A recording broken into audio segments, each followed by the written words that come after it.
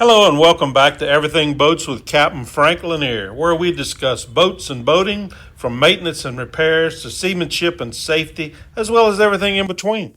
This podcast is a companion to my YouTube channel of the same name, so if you like and find it useful, be sure to subscribe and please check out my YouTube channel as well, where you'll find hundreds of informative videos on pretty much every boating topic imaginable. Today's topic is what every new boat needs. But don't let the title fool you, because it's not just for new boats. It could also be a used boat that you've recently purchased. So let's check out the basic outfitting requirements for that new or new to you boat. Oh boy, you've purchased your first boat and you're eager to hit the water and begin enjoying all of the benefits of new boat ownership. Fishing, wakeboarding, and those tropical drinks with the little umbrellas in them that the broker told you about. Not so fast. You may be ready, but is your boat? From basic essentials to safety gear, proper outfitting is the key to a safe, enjoyable day on the water. Here's the lowdown on what every boat needs. First up is required safety equipment. While your outfitting list will vary based on the type of boat and activities planned, a great place to start is with required safety equipment. Safety equipment is based on a number of factors, from vessel length to the number of people on board. You'll want to verify the requirements for your particular vessel and situation, but here are the basics. First off, personal flotation devices, or PFDs. All recreational boats must carry a Coast Guard approved wearable PFD type 1, 2, 3, or 5 for each person on board. PFDs must be in good serviceable condition, of the appropriate size for the intended wearer, and readily accessible for use. That means not stowed in a locked compartment below decks or beneath a ton of gear in the cockpit locker. As a marine surveyor, I see a lot of PFDs still in plastic shipping bags, an effort by boat owners to keep them clean. However, these bags must be removed as well, otherwise they are not considered to be readily accessible. When purchasing PFDs, one big consideration is wearability. A PFD provides no benefit if it is used, so choose those that are comfortable enough that they will actually be worn. Inflatable PFDs are a popular choice due to their lightweight and low profiles. Available in vest or belt-worn styles, each unit contains a CO2 canister, which automatically inflates a rubber bladder to provide flotation when the wearer enters the water. If you choose this style, be aware that they may have additional maintenance requirements other than standard life jackets and must be maintained per the manufacturer's recommendations. There must also be a minimum of one approved Type 4 throwable device, such as a throwable cushion or life ring. Type 4 devices are designed to be thrown to a person in the water, and while one is the minimum, it's always a good idea to carry more. Throwing several in the water not only increases the chances that the person in the water can reach it, but also makes it easier to spot the area where they went overboard. It's also a good idea to have at least one with an attached but detachable lanyard, which allows you to pull the person back to the boat. Portable fire extinguishers. The number of portable fire extinguishers your boat requires is based on factors such as the boat's length, whether it has an enclosed engine compartment, and if there's a fixed or permanently installed extinguishing system. The three primary classes of fires are Class A, which is combustible solids like wood, Class B, flammable liquids like gasoline or oil, and Class C, which is electrical fires. New regulations per 2022 call for extinguishers that use UL, Underwriters Laboratories, designations, a number and letter combination that indicates the square footage of the fire the extinguisher can put out and the type of fire it is effective against. For example, a 5B extinguisher indicates an extinguisher capable of putting out a Class B fire up to 5 square feet in size.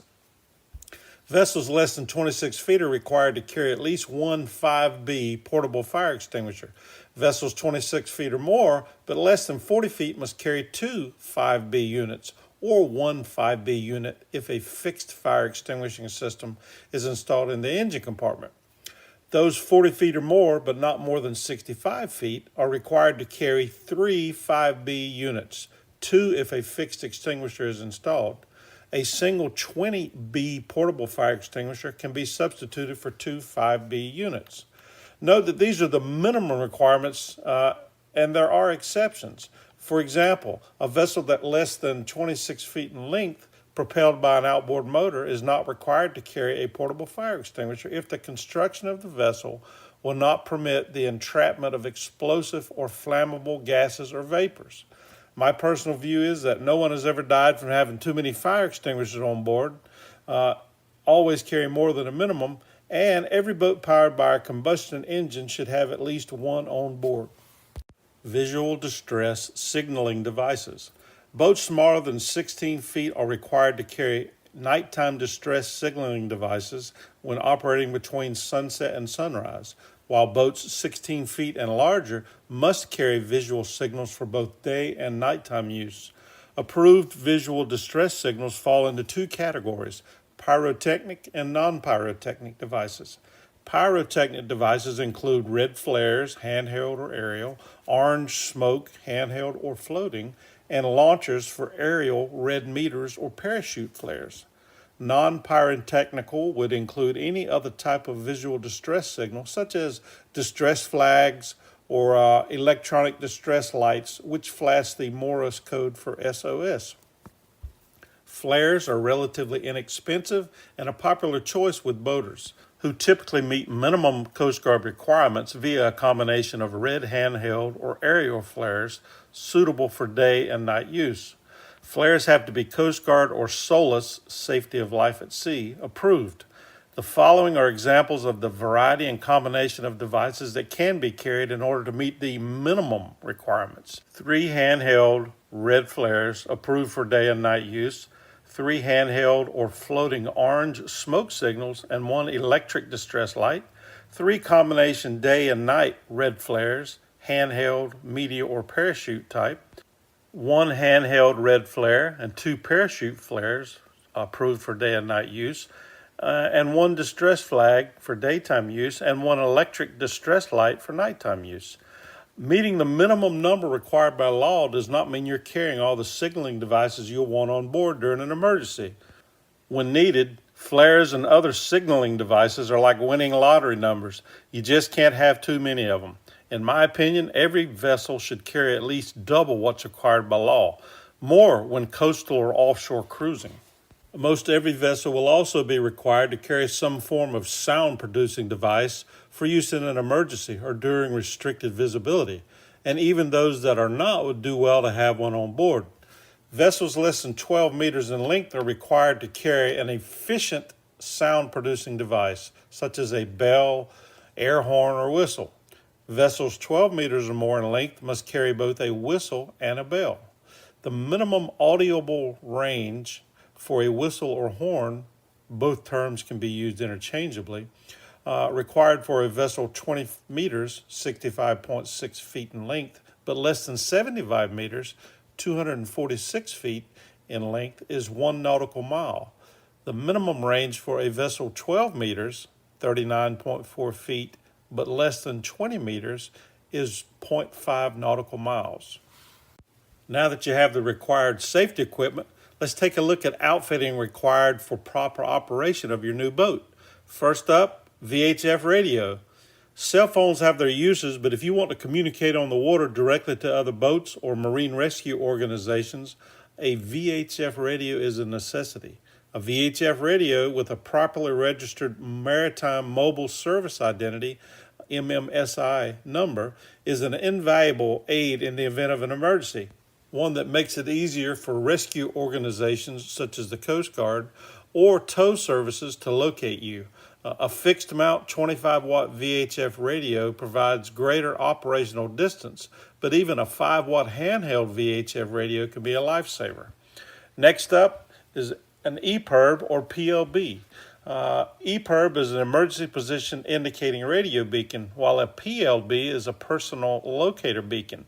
When activated, emergency beacons such as the PLB and EPIRB transmit a coded message on the 406 megahertz distress frequency, which is then relayed via COSPO's SARSAT global satellite system and the Earth stations to the nearest RCC, Rescue Coordination Center. Featuring internal GPS, modern units can provide a location accuracy of approximately 100 yards. Every boat should also have some means of anchoring. be it for fishing, swimming, or maintaining position in the event of an emergency. Anchor selection is based on a number of considerations, from the size and style of watercraft you own to the type of bottom you'll be anchoring in, mud, grass, sand, or rock, as well as water depth, wind, and water conditions you expect to encounter. Most anchor manufacturers will provide a table for matching boats to their product. As an example, a typical setup for a mid-sized powerboat, approximately 25 feet, would be about a 13-pound anchor, 15 foot of 1/4 inch anchor chain, and let's say 200 feet of 7/16 diameter 3-stranded nylon anchor rod. Two more items that you want to have: dock lines and fenders. How else can you secure and protect your boat while docking at the Yacht Club Tiki Bar for that all-you-can-eat wing special? Each boat should carry a minimum of 3 lines for tying alongside a dock: a bow line, a stern line, and a spring line. Dock line sizes and lengths are based on the size of your boat. A good rule of thumb is 1/8 of an inch diameter line for every 8 foot of boat length. Bow and stern lines should be at least 2/3 of your boat's length, while the spring line should be equal to your boat length. You should also have a minimum of 2 fenders to protect your boat when docked. More is better, and larger diameters will provide greater protection. Don't forget that you'll also need lines to hang the fenders in place. Finally, here are a few other great ideas you should consider having on board. First aid kit, sunblock, bug spray, a baler or bucket to remove water, paddles or oars, a waterproof flashlight, handheld or a headlamp style, sturdy rust-proof knife, a floating keychain for your ignition key, and a basic toolbox with any special tools required for your boat, as well as a basic spare parts list, such as an extra fan belt or maybe an impeller for your raw water pump.